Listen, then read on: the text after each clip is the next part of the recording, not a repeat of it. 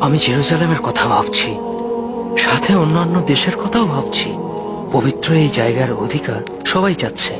এরা জেরুজালেম ছিনিয়ে নেওয়ার জন্য লড়ছে, আবার অন্যরাও বলছে এটা আমাদের। সবাই এটাকে দাবি করছে, সবাই বলছে এটা তাদের। সত্যিই তাই।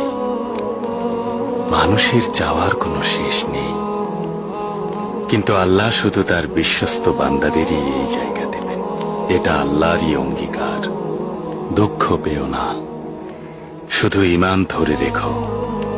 জোর করেও কেউ এই জায়গার মালিক হতে পারবে না। যদি কেউ লড়াই করে সেই জায়গা দখলও করে, তাহলে সে শুধুমাত্র দখলদার হতে পারবে, আর কিছু না।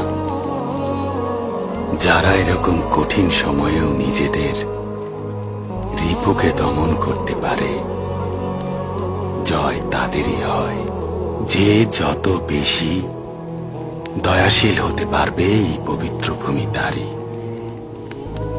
অন্যায়কারীদের যত খুশি অবিচার করতে দাও। ভালো মন্দ সব কাজের হিসাব আল্লাহর কাছে লেখা থাকে। যেমনটা হযরত ইউসুফ আলাইহিস সালামের নাম আল্লাহর ওয়ারাকাতে লেখা আছে। আমরা তাদেরই অনুসারী। ইনশাল্লাহ এফেন্দি, ইনশাল্লাহ। চলো এবার ওঠা যাক। অনেকটা সময় বিশ্রাম করা হয়েছে। জি এফেন্দি। আলেপ্পোর কথা খুব মনে পড়বে। এটা এতদিনে নিজের দেশের মতোই হয়ে গিয়েছিল।